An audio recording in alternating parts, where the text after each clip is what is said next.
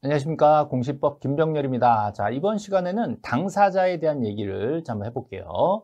자, 우리 교재 확인하세요. 자, 교재 미리 생각하기 좀 잠깐 볼게요. 자, 당사자 능력. 자, 똑같은 말로 신청 적격이라고 표현하기도 합니다. 당사자 능력, 신청 적격. 등기 명의인이 될 수 있냐? 이 얘기를 하는 거예요. 등기부상 이름을 올릴 수 있냐? 이 사람이 소유자다. 이 사람이 저당권자다. 뭐 전세권자다. 이렇게 올릴 수 있냐? 이거를 따지는 거를 이제 적격. 신청 적격 또는 당사자 능력이라고 얘기합니다. 그래서 당사자 능력이 있는 경우 없는 경우 그 자격을 이제 우리 따져보는 거죠. 뭐 자연인이나 법인은 당사자 능력이 있다 이런 거예요.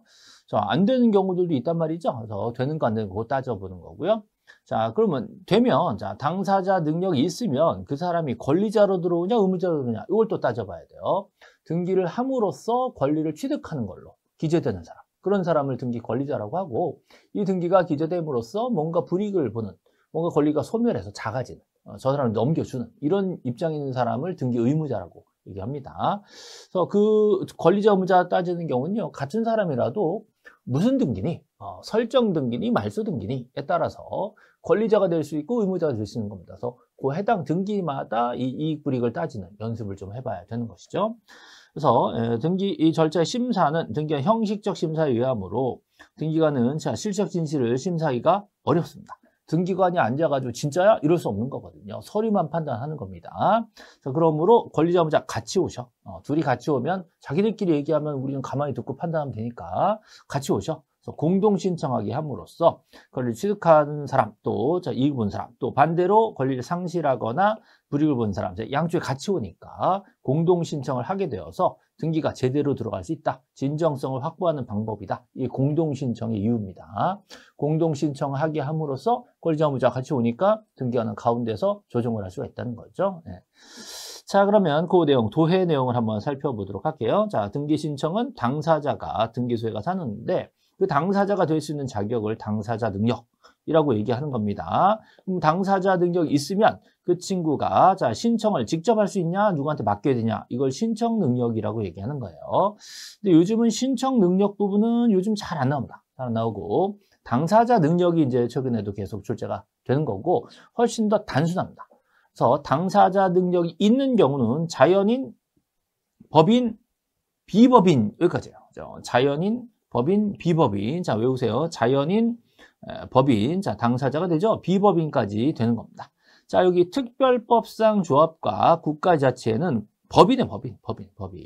법인인데 특별히 좀 헷갈릴 수 있기 때문에 따로 써놓은 것이지 법인입니다. 자연인은 출생부터 사망까지 진짜 숨쉬는 우리 사람들을 얘기하는 거고요. 법적 서류상의 사람이 예를 들어서 무슨 법인 설립을 하는 거단 말이죠. 문제는 특별법상 조합은 이 민법상 조합과 구분하는 거예요. 조합이 나오면 민법상이 붙었나 안 붙었나를 보셔야 돼요.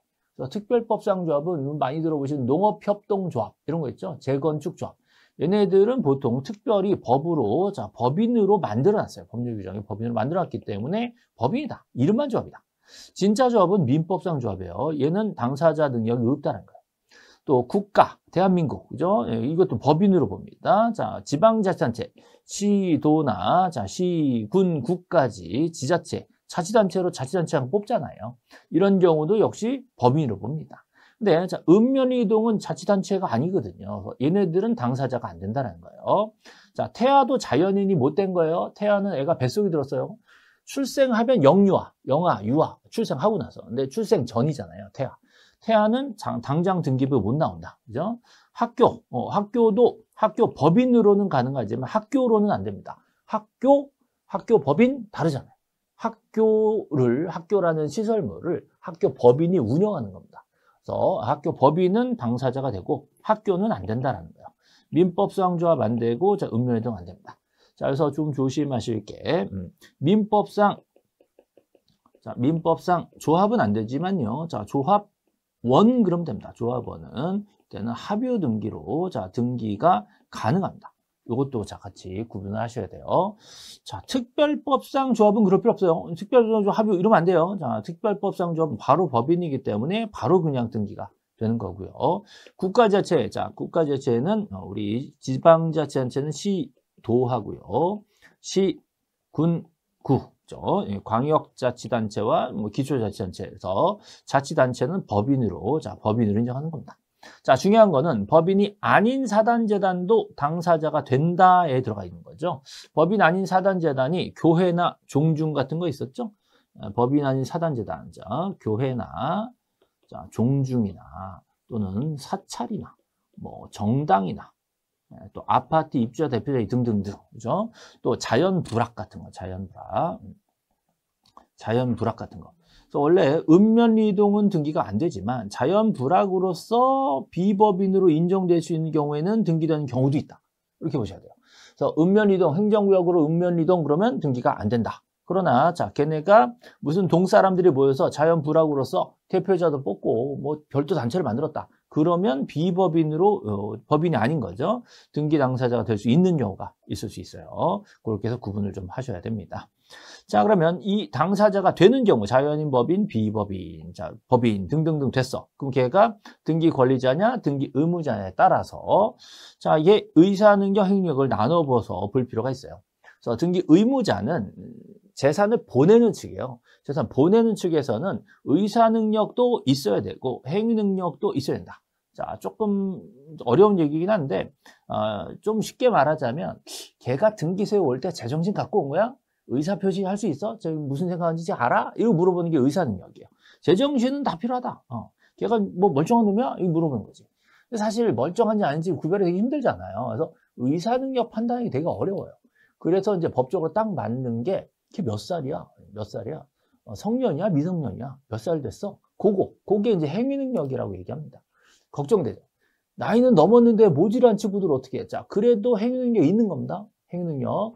근데 얘는 정말 안 되겠다 그러면 나이가 넘고 나서도 법원에 가가지고 능력 좀 제한 좀 해주세요. 라고 해서 제한 능력자를 만들어버려요.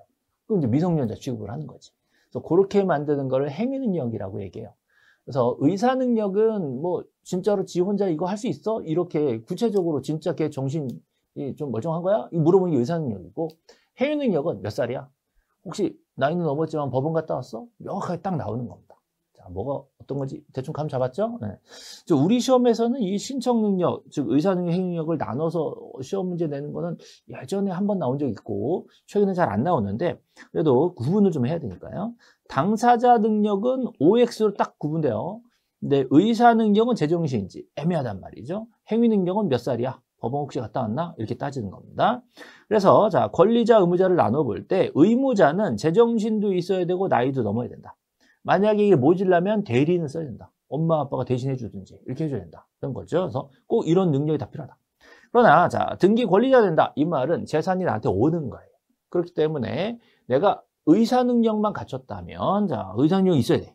그러나 행위 능력은 있으면 좋고 없어도 괜찮고 여기서 조심하는 거죠. 이 정도. 자, 이 신청 능력 두 가지는 권리자 의무자에 따라서 필요한 경우와 자, 필요 있어 좋고 없어 좋은 이런 경우로 나눌 수 있다는 거예요. 조금 설명이 길어지긴 했는데 뭐 그렇게 막 완전 이해가 안 되시면 약간 넘어가도 되는 부분이고 당사자 능력 부분은 좀 정확하게 공부를 하실 필요가 있습니다. 자, 이 당사자가 둘이 같이 가요. 진정성확보라고 그랬죠? 진정성확보. 자, 둘이 같이 와서 공동 신청하는데 혼자 와도 진정성확보가 되는 경우가 있어요. 혼자 와도 거짓말을 못하는 경우. 자, 그게 판결을 받았다. 또 나밖에 없다. 상속돼서 아버지 돌아가셨다. 나밖에 없다. 이런 경우. 이런 경우에는 예외적으로 단독 신청이 가능한 것이죠. 그죠? 이렇게 해서 지금 당사자에 대한 얘기 설명 마쳤는데요. 당사자 능력, 신청 능력에 의사 능력, 행위 능력 이렇게 능력이 많단 말이에요. 헷갈리니까 저하고는 당사자 능력. 똑같은 말로 신청 적격이라고도 합니다. 신청 적격 당사자 능력이 있는 경우가 자연인 법인, 비법인. 비법인의 교회 사찰 이런 것들. 법인에서는 특별법상 조합, 국가, 지자체, 시도시, 군구까지는 다 된다. 근데 안 되는 거, 태아, 학교, 자, 민법상 조합, 읍면이동 안 되나, 그죠? 읍면이동도 자연불악으로 인정되면 비법인으로 등기가 나올 때가 있다라는 거죠. 그다음에 민법상 조합은 안 되지만 조합 원은 합유라는 형태로 등기가 가능하다. 이렇게 구분을 하시고요. 신청 능력은 의사 능력, 행력 이렇게 있다. 뭐 그 정도만 생각하시면 되겠습니다. 둘이 같이 오니까 공동신청, 예외적, 단독적 이렇게 정리되겠습니다. 자, 이번 강의 마치겠습니다. 네, 수고하셨습니다.